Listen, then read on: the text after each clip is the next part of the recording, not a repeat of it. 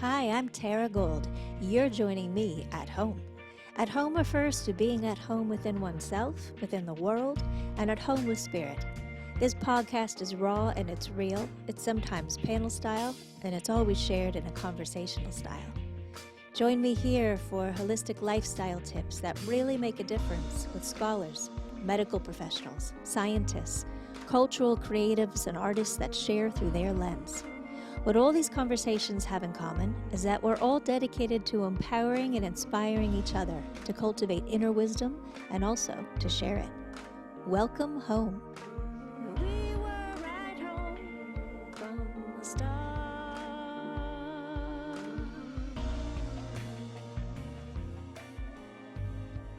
All right, we are here, and I get to be here in your home today in Issaquah, Washington, which is so beautiful.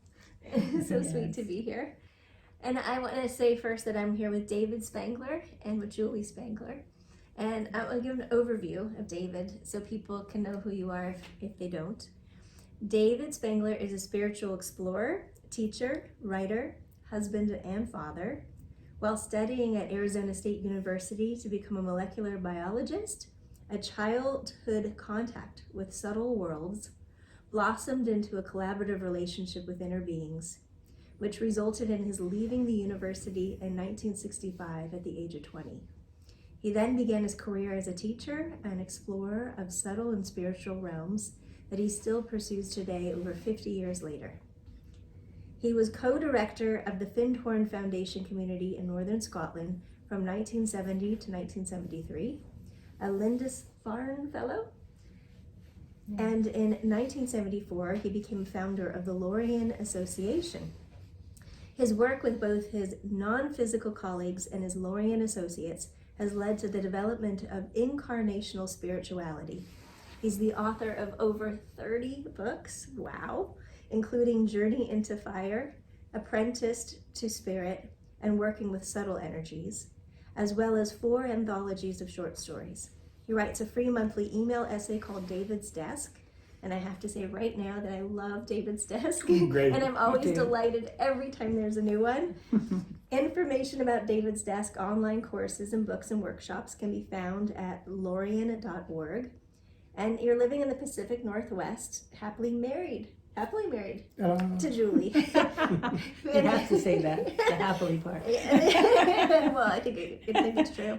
And they have 4 adult children and 2 grandchildren.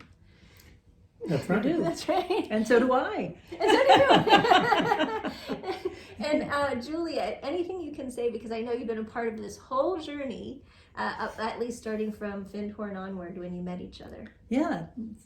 So I went to Findhorn when I was 20, following a call, and ran into this guy there, and it was just, we took a while to come together in that way, but there was definitely that sense of the resonance, that inner resonance with what David was bringing through, and there was no question in my mind that this was what I was here to work with.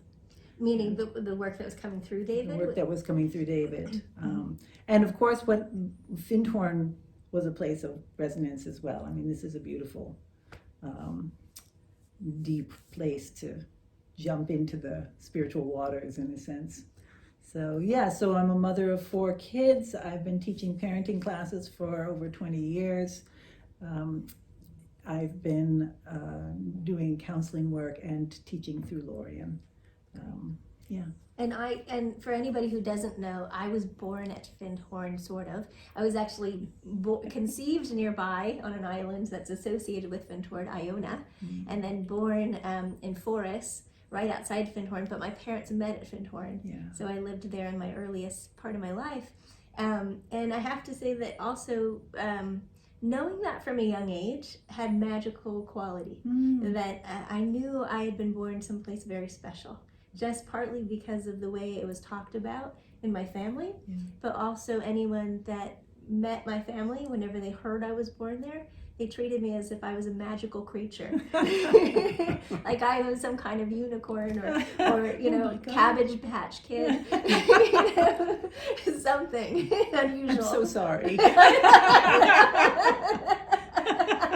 But there was something to it. So in my years of knowing and not knowing bits about it, and I've been back a few times when you were there overlapping and time when you weren't overlapping with that. We got to be together at one point for a Sound Healers Conference, I think, 1 week there, and I think that's when I saw you last there. Probably. Yeah, but it's been a so inspiring. Places like Esalen, Kripalu, other intentional communities based their forming of the community off of what was going on at Findhorn. Yeah. So I know that from many years spending time at Esalen, for one, you know, growing up in California there. And I just have to ask you both, first of all, what drew you both? And which I know is different. And then in your time coming together, and David, you became one of the primary spiritual teachers there for the community. At least that's my understanding. So I was living in the San Francisco Bay Area, and this would have been in the 1965 onward, 66. And one day I got a call from a man named Anthony Brooke. And he said he'd been given my name, and I forget by whom, but he wanted to get together with me. And Anthony Brooke was a gentleman who was traveling around the world. He was visiting various spiritual communities and taking pictures. So he had developed a slideshow, and he was journeying to various metaphysical groups and centers in the United States to show this slideshow. But he was actually living, he had a bungalow at Findhorn, so a major part of the slideshow was about Findhorn. So we got together for lunch, and he told me about Findhorn, which was the first I'd heard of it. And he said, you know, David, you really should go one day there. And I thought, wow, this is really interesting, very special. But I had no way of going there, so that was sort of put out of my mind. But then in 1970, I had a strong direction from my own inner contact that said, your work in America has come to an end for a period of time, and your next cycle of work is going to be in Europe. And I had a friend then who was she had been a student of mine, and she was fairly elderly. She was in her 80s and also very wealthy. And when she heard this, she said, David, I'll pay your way over there. Was that Myrtle? No, that was May Hanna. Okay. That was May Hanna. So that's how I ended up at Findhorn. And it was interesting because I went to London, and there were people in London who said to me, oh, we're familiar with Findhorn, but you shouldn't go there. It's really Peter Caddy, he's something of a scoundrel. And he did not have a particularly good reputation because the way they saw it is that there was a bunch of psychics up in Scotland, and Peter was drawing people in, and then they had to pay Peter in order to work at the community. So they thought he was running a con, really. Oh. And I thought, well, I'm gonna do one thing. There you go. Got it. I thought, no, I really feel I need to go up there. So I called Peter, and he said, oh, David, you have to come up right away. So I did. I went up by train, and he met me at the train station in Forres, and I just remember being embraced in this huge bear hug. He was a big man, Peter was. As it turned out, May Hanna, some 3 years earlier, taking one of my classes, had taken, I had written a little booklet about the Christ that I had made up for people in the class. And unbeknownst to me, she was on Findhorn's mailing list. and she sent a copy of this booklet to Findhorn, where Dorothy McLean read it, and Dorothy then took it to Eileen and said, Eileen Caddy, and said, you have to read this. Eileen read it, and that night she had a vision. And in this vision, she heard this inner voice from the God within, and it said to her, David Spangler is going to come to Findhorn, and he will be important to this place. But they had no idea who I was or where I was. So it turned out they had been waiting for 3 years for me to show up. So when I showed up, Peter and Eileen invited me over for tea and said, David, we've been expecting you for 3 years, and we'd like you to be a co-director of the community. And I thought, okay, this is where I'm supposed to be for a while. Okay. So that's how I got there. Now, you said you wrote this pamphlet or a piece about Christ. And that is something I've wondered about, and I've had trouble sometimes explaining to people. What was the foundational principles? Were they Christian based, or what? How do you describe the spirituality of what was being presented and shared at Findhorn at the time? At Findhorn? Yeah. So it was a mixture, really. Peter came out of a more occult metaphysical background. His background was in Rosicrucianism. And he'd been trained in the British chapter, I guess you'd say, of the British Rosicrucian Society, which is different from the one in San Jose here in this country. And Eileen had been part of a movement really called moral rearmament. Can you say it again? Moral rearmament, which Moral? was moral. Yes. M-O-R-A-L. M-O-R-A-L, rearmament, which was a Christian non-denominational movement, mainly, I think, in evangelical circles, but not entirely, which had as their basic practice daily tuning in for guidance from God.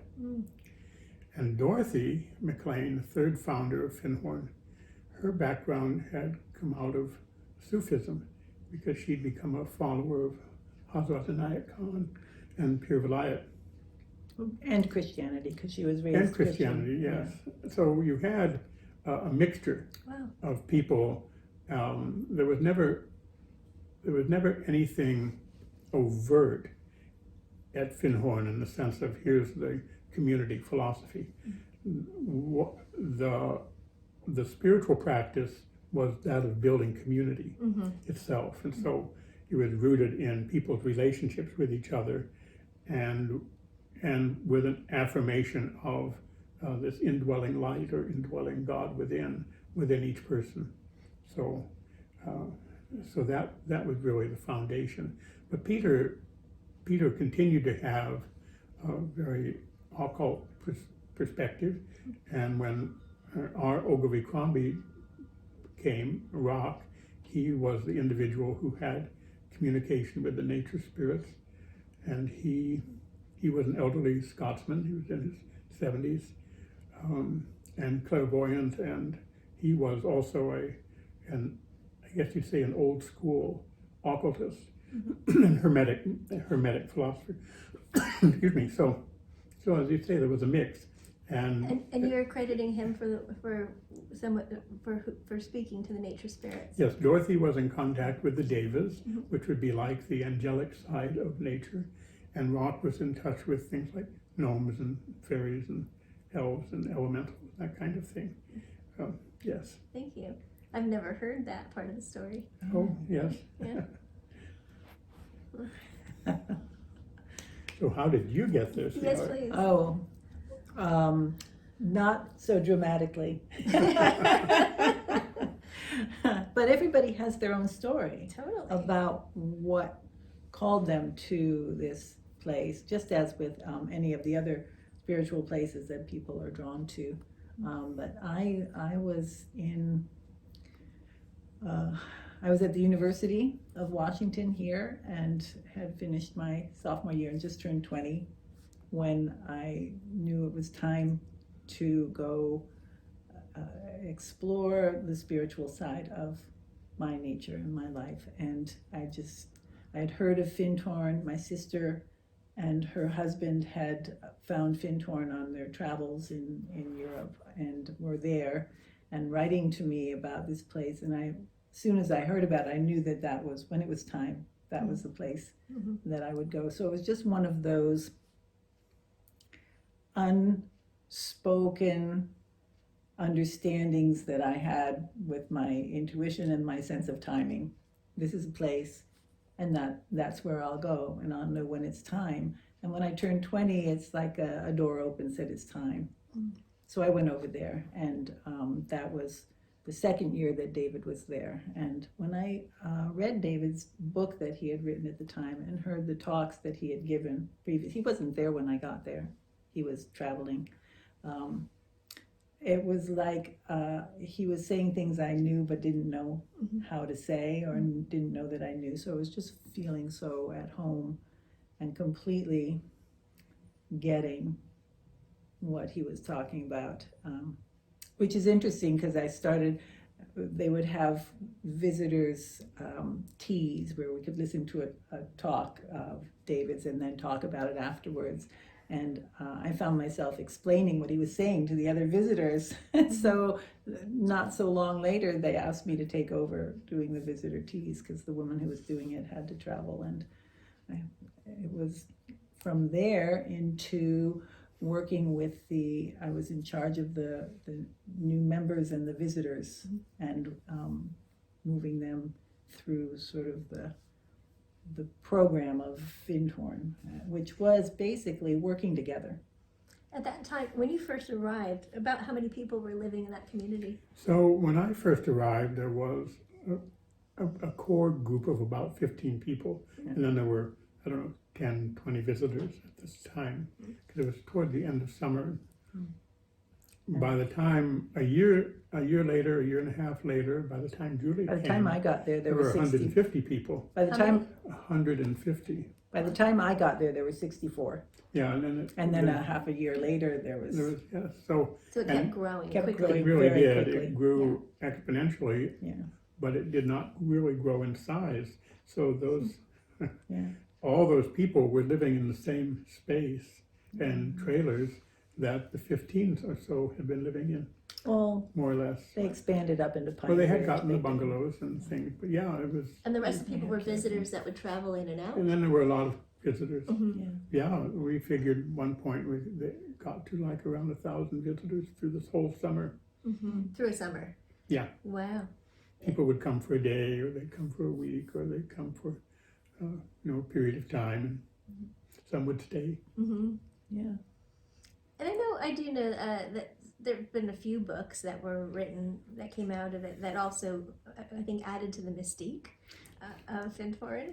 And I know there's different views about how it was written about too. I've heard about people that were actually there saying, well, it wasn't quite like that for me. A little glamorized. Yeah. Things get glamorized. Glorified or glamorized. Sure. I've experienced that same thing with different teachers too, where I've known certain teachers and then you read these books later, or people do it. I'm thinking of Ram Dass as I say this, because I knew him quite personally in and out of my life, and then I watched how things explode, right?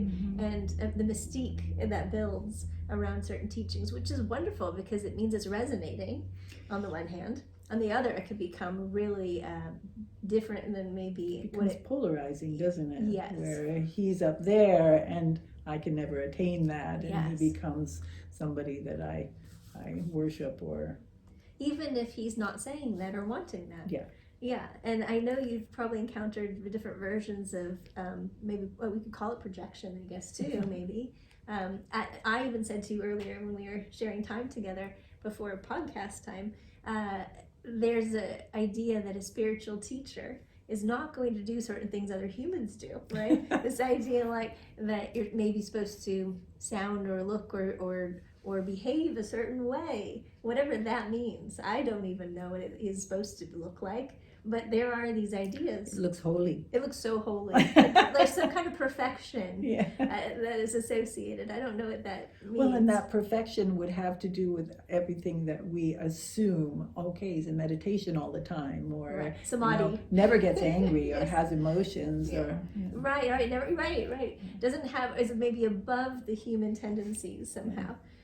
Yeah, it is interesting because Findhorn was, on the one hand, an ordinary community, living with ordinary people, and eventually with families. Mm-hmm. On the other hand, there was at the same time this truly magical energy field, which visitors certainly felt for the most part, but those of us living there felt as well. Yeah. But Findhorn's gone through various stages. It's had its ups and its downs, and we were fortunate to be there during a very creative stage when things were being developed. A lot of it was new, and it was very creative and very magical. About a year after we left, or a couple of years, it went into a real down phase where things became very much more difficult. The community was on the verge of bankruptcy and went through a period of financial austerity. And then it came out of that, and so cycles. it's had these cycles, Yeah. and what a person experiences depends a lot on the cycle that they were in. That makes, and I've experienced that by being closer to Esalen in my lifetime, and they almost had to shut their doors not that long ago, and then they reemerged, and I've never seen it be more beautiful than it is now, so these things happen, right? Yes. Yeah. Ebbs and flows of life, all of us go through this. Yes. It's part of nature, really. Yes, and it's very human, Mm-hmm. and we are human. No matter how spiritual a person is, they're still human. Still having the human experience. Yeah, which is to be celebrated Yeah. and recognized. Yes. Yeah. Yes. Yeah, I think it's important to recognize that each of us at any time can be a source of miracles. We can be something transformative in our environment. And at the same time, we're something very ordinary and dealing with the things that ordinary humans deal with. And that's true for everybody. Yeah. So if I recognize that, then my practice becomes one of being open to what's the miracle that wants to unfold here. Is that a question? Not just in me, but in the people that I'm with.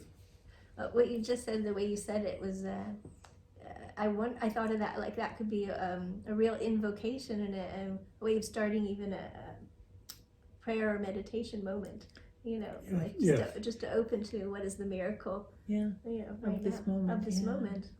Yeah. And you mentioned magic earlier. I don't think of magic as something unattainable. Some people do. They think of it like something so outside of the realm of possibilities. To me, that's part of life. Yeah. Could you speak to that at all, either of you?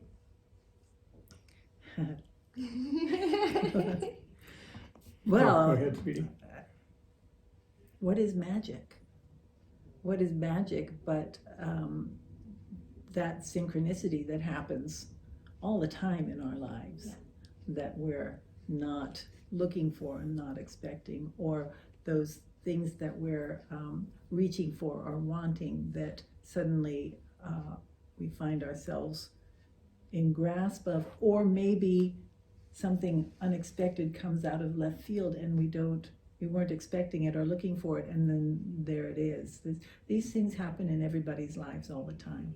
We can open the door to it more consciously by paying attention and by even putting the request into our field of presence, our field of being, like I am going to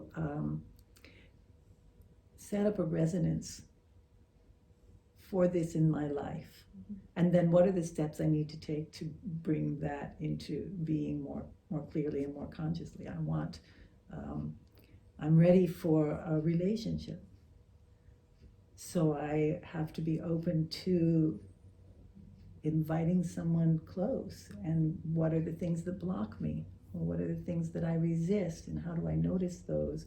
And becoming aware of our choices in the matter. I think all that's involved with magic, and the magic that life is. Just it's very real. It's very down to earth, and it's also real and down to earth is magic. It's pretty special place we're living in here, and being in these bodies, and everything that comes with that is much more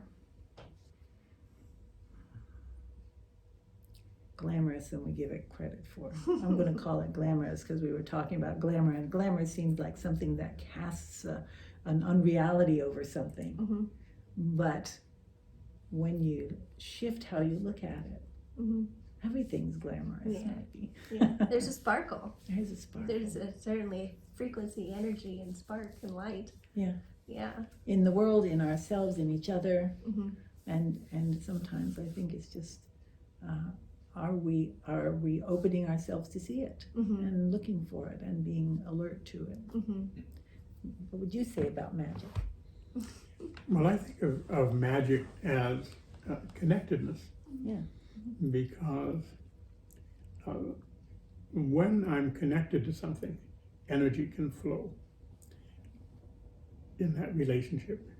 It doesn't have to be with a person, it could be with a place or with a thing. But when energy flows, then that's when something happens. Something that becomes possible that may not have been possible if that energy were not present, if that flow was not present, if that connection was not present. You know, if I think of the sort of the traditional hermetic images of the magician who's using, he's doing ritual and various correspondences and having the right minerals and the right colors and the right plants and so on as part of his or her ritual and so on. All of that is just forming connections. It's just forming connections that allow something to manifest. And generally, what we think of it, when we think of it as magical, it's simply because the connections are tying us into a larger world than the one that we usually think we inhabit.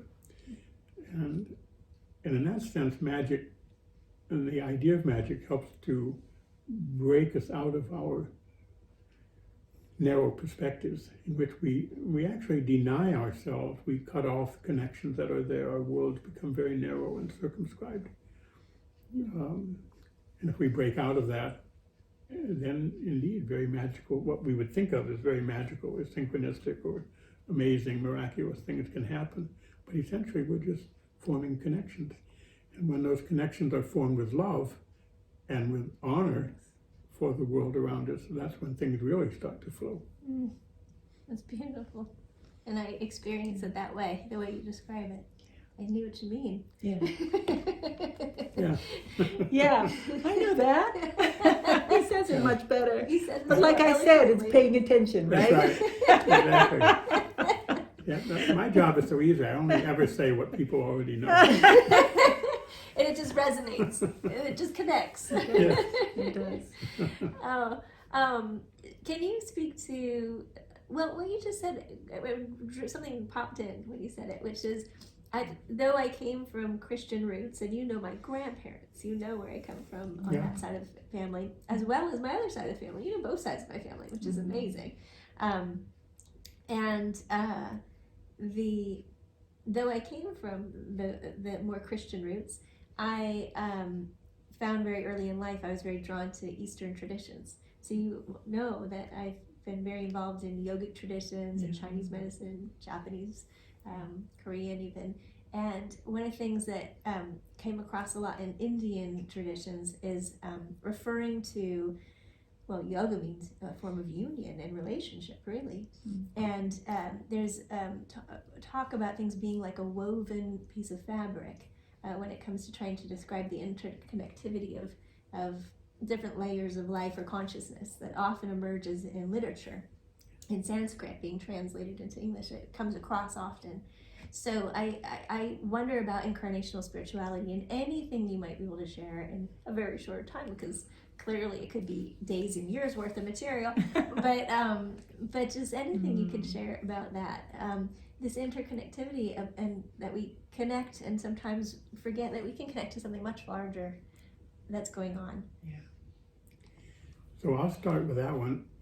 Incarnational spirituality is a way of looking at ourselves and the world that honors the sacredness of being here, of being embodied, of being in connection with the world. The act of incarnating, of taking on a body, is a profound, complex act of forming relationships. Many relationships. I mean, our bodies are made up of trillions of cells. Those are all individual life forms, each with their own spiritual journey. And so, in a sense, I'm a mediated identity. I have this vast community of life that's making my presence here possible. So there's connections with my cells, there's connections with the forces of life, there's connections with nature, there's connections with family and parents and genetics and lineages, there's connection with humanity, there's connections with the spiritual world. I mean, all these connections that come together to form this one unique manifestation of sacredness that we call the individual. And so incarnational spirituality honors that and says, because I have found so many people they don't have a very positive view of themselves, or they have a sense of incarnation as an act of exile. My real self, the place I really want to be, is somewhere else, spirit or nirvana or something, enlightenment or what have you. And I say it's like entering into a marriage. If I marry Julie, but I'm actually really wanting to be with you, then that makes my marriage with Julie much harder, because I want to be with you, not with Julie. And if I'm looking at this physical world and saying I'd really rather be in spirit, then the marriage of my soul with the world can't take place. It's broken from the beginning. So incarnational spirituality really is an approach to heal that, to say we are not broken people. We inhabit a world that is both physical and spiritual, energetic, subtle, all these dimensions. It converges in us as a wholeness. And what does that mean? How do we embody that? How do we understand that? And how can we serve the world out of that place? Yeah, that's pretty much what I was going to say too, and mentioning that. So all of the world's religions are focused on going out to God, to spirit, to oneness, to unity, and incarnational spirituality is saying yes, and this is also one with that. Your body, your humanness, your connections with the earth, with the nature spirits, with the devas, with the whole field of the planet, with Gaia. It is also a sacred connection and a sacred, an expression, a manifestation of the oneness, the wholeness, the sacredness, the generative mystery, God, Christ, whatever we want to call it, all of it, Allah. And we cut ourselves off from it by saying it's just out there. So when we acknowledge or accept that this incarnating into a body in this place is an act of love from the soul, and that the soul wants to be here, that and that this is the way it gets to be here, a whole different relationship with ourselves opens up. That's, to me, that's what incarnational spirituality is. It's a recognition and of an experience of the soul coming in and being welcomed in and being unblocked from being fully here. Not out there and us going out there, but being here in the world and making, as David was talking about, connection with what is here as well. And that, I think that's bringing the Christ in. I think that's what the Christ did.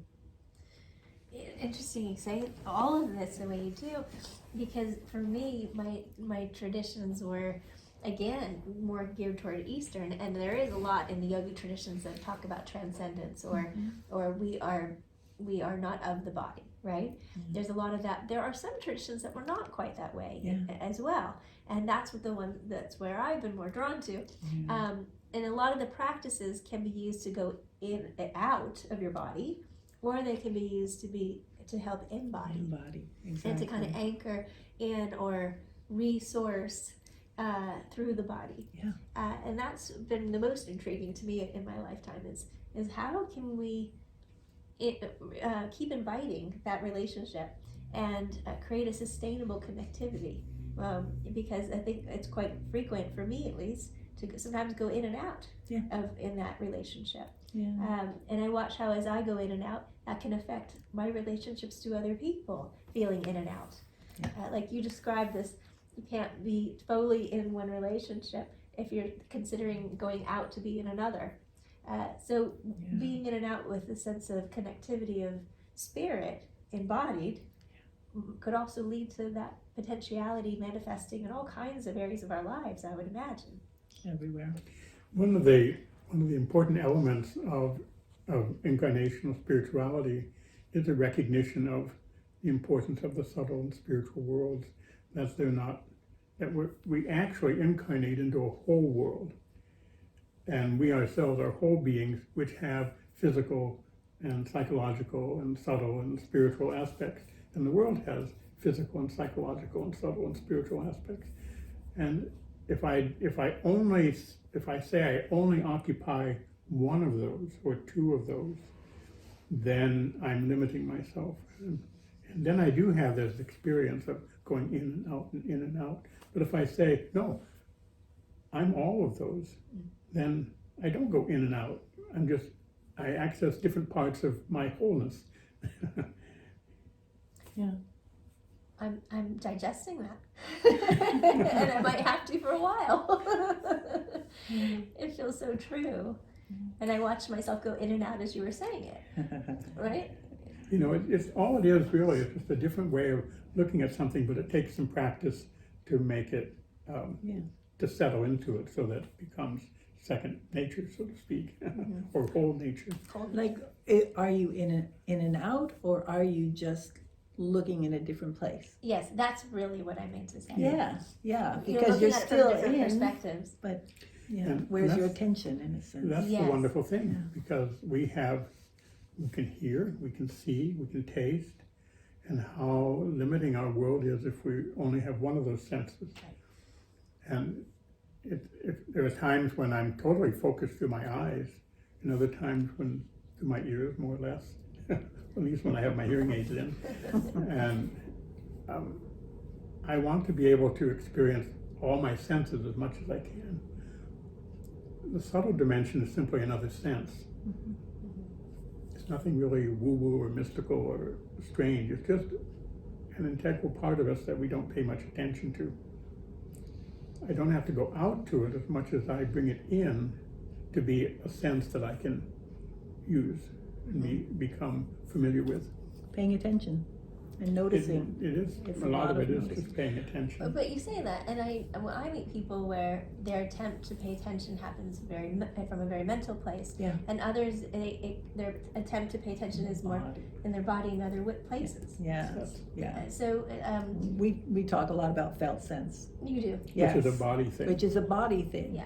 And it's about proprioception and where am I in space and what is there with me and how is it impacting me. And I mean, when you go into a forest, we all have a felt sense of being in the forest. In fact, the Japanese call it forest bathing, and they Yes. send their people out to go forest bathing, and it's recognized, and most people don't pay attention To felt to sense. that felt sense, and how they get it and where they get that feeling of connection and so forth. Well, and I had a wonderful teacher many years ago who passed away.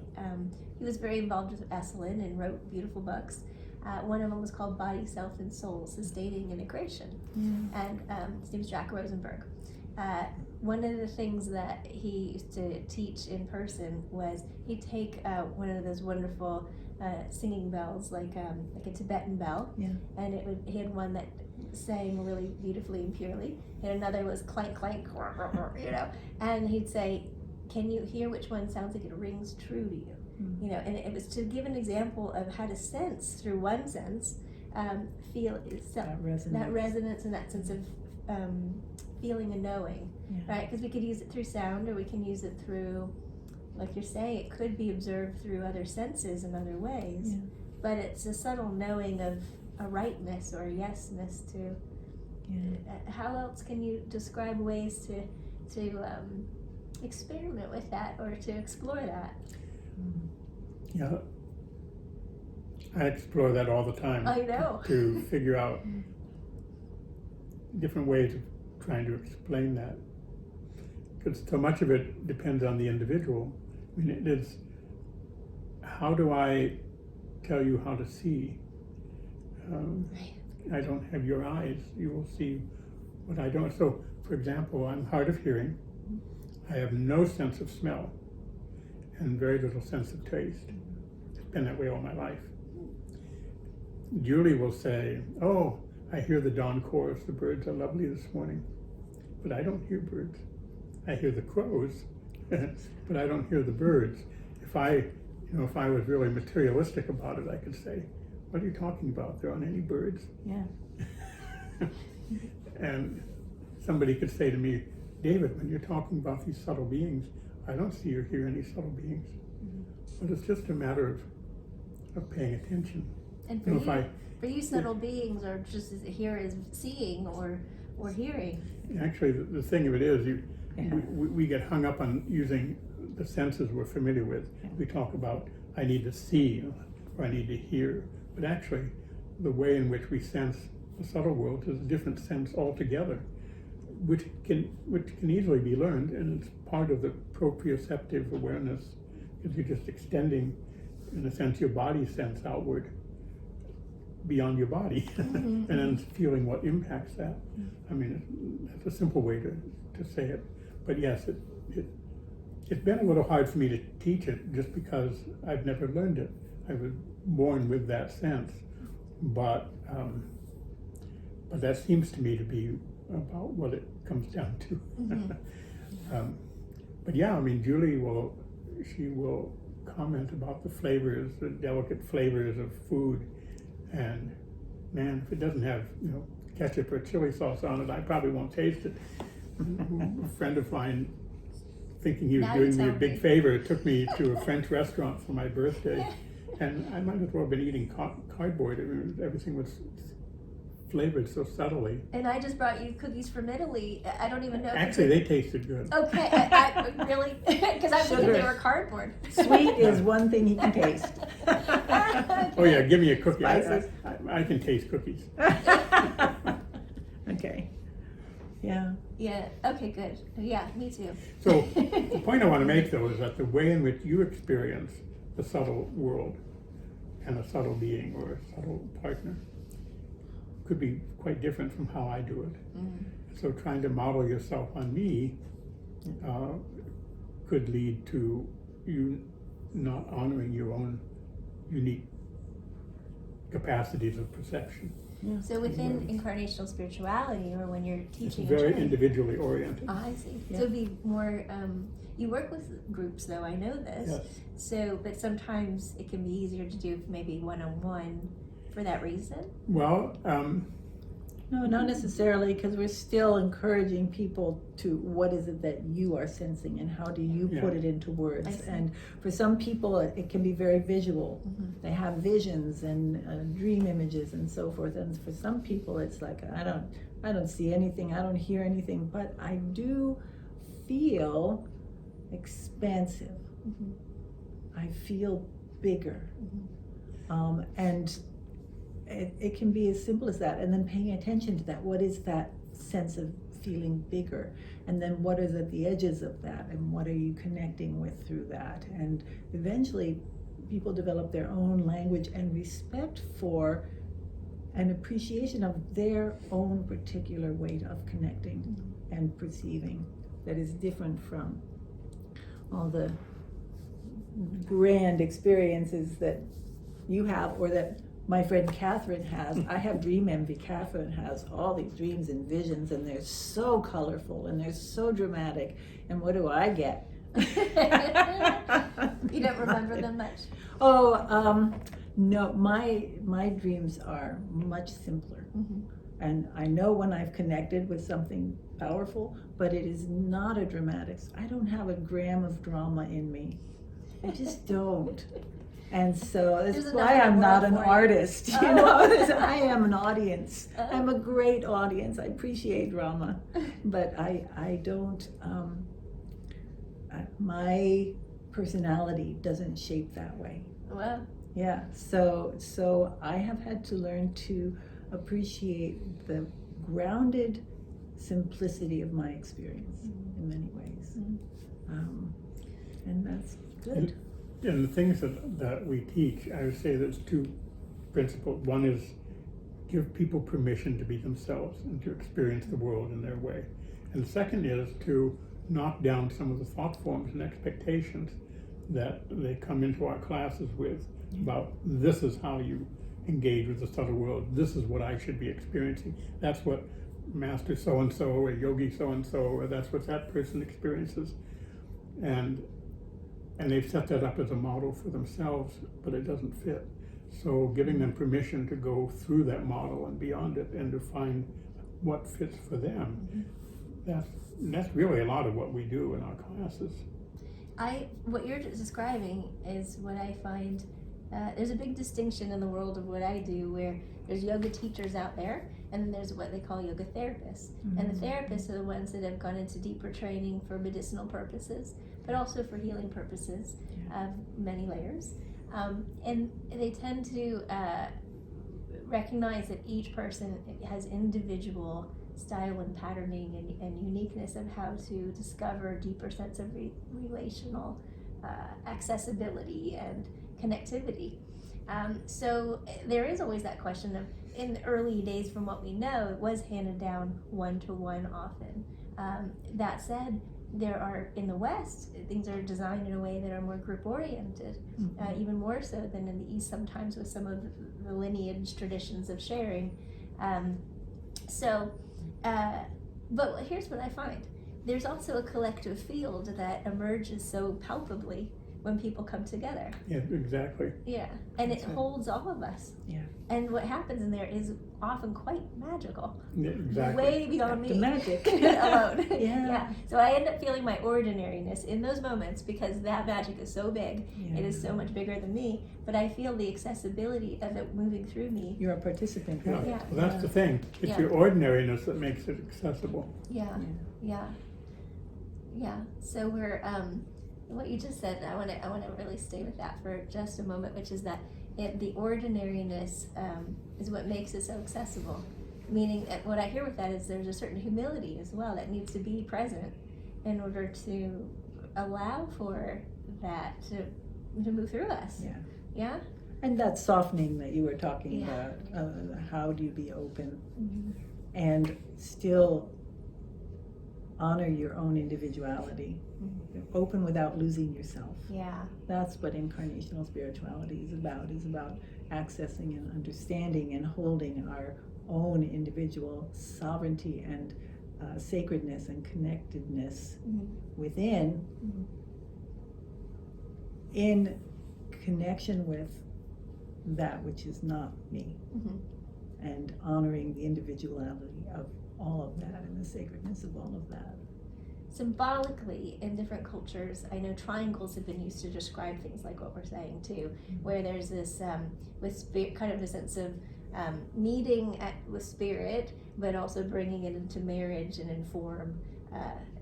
And triangle can often be used in that way. Is there another way you might describe it other than that? Like, the Trinity is often talked about, or so we're held in this overall sense of spirit in this, and then of course there's how we connect to each other as well. So well, there's the vertical, yeah, and we're connected with the light above, and we're connected with the earth below, and the light of the earth below, and then we're connected horizontally as well with our world and all that's within it. And I mean, that's your classic cross, isn't it? And that's also another and a holy plus sign symbol. And it's a plus sign. And then you do the Celtic part with the circle of the all. Right. There's a lot of wonderful symbols, but I like, personally, I like the without the sort of it's like a cutting off of the base of the triangle, to me. Having it go down as well is valuable. So maybe a diamond. Yeah, I just saw a diamond when you up said and that. down and across, and it's Lovely. I know we're gonna have to end for today. I can say that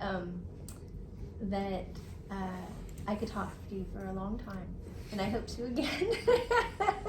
But it was so lovely. It's lovely, Tara. Thank you so much. Thank you for also inviting me to come back to your home. Yeah, and it's wonderful to be with your partners whom we are encountering through this wonderful device.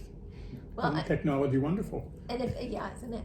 And if anyone wants to find David's desk and the Lorian organization, they would go to Lorian.org. That's LORIAN.org. org. Yeah, ORG. Yeah. ORG. Yeah. So you can find more of David's information on the books, information on David's desk, which is coming. It comes out monthly. There's podcasts on there. There's podcasts on there now. There's other workshops being offered that you're both a part of sometimes, and other Julie's teachers. classes. Yeah, Julie's classes. Yeah.